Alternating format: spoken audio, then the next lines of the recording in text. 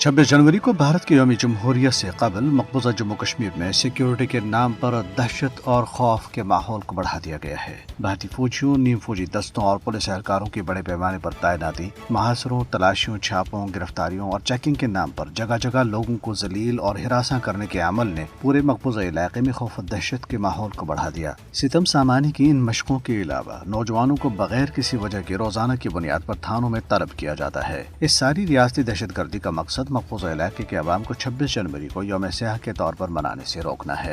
Hurriyat रहनुमाओं advocate Devendra Singh बहल, मीर शाहिद सलीम, नरेंद्र सिंह खालिसा, मोहम्मद आकिब और असरार अहमद ने जम्मू में अपने बयानात में कहा है कि भारत को जमहूरी मुल्क होने का दावा करने का कोई हक नहीं है, क्योंकि उसने 1947 में जम्मू कश्मीर पर अपना गैर कानूनी तसल्लुत कायम किया और अपने वादों और अक़वाम मुत्तहिदा की करारदादों के मुताबिक कश्मीरियों को हक खुद इरादत देने के बजाय करीबन 1 लाख कश्मीरियों को कत्ल और मकबूजा इलाके की खुसूसी दर्जे को खत्म करके इसे अपने यहाँ जम कर लिया। उन्होंने कहा है कि कश्मीरी भारतीय मजालिम को नहीं भूलेंगे और अपनी जद्दोजहद ताहुसूली मकसद जारी रखेंगे।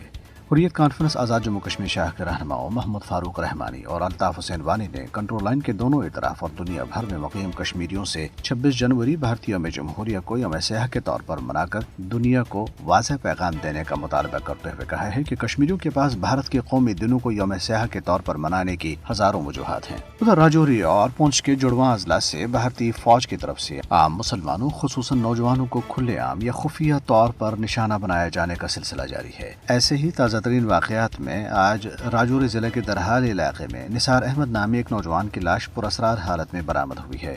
निसार अहमद, जो महकमा आप में मुलाजिम था, कल दोपहर को पानी की फराहमी का मुआयना करने गया था, जिसके बाद वो वापस नहीं लौटा।